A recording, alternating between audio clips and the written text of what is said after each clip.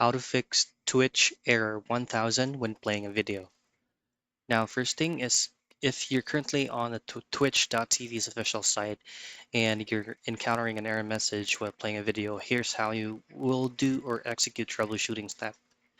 Now, once you're here, left side of the twitch.tv field, just simply click that, then go to cookies and site data, and then choose on manage on device site data. And here, just simply delete everything and as well as data from embedded sites as well and hit on done. Refresh the current page. If it's not working, then simply go into your Windows icon, type in CMD.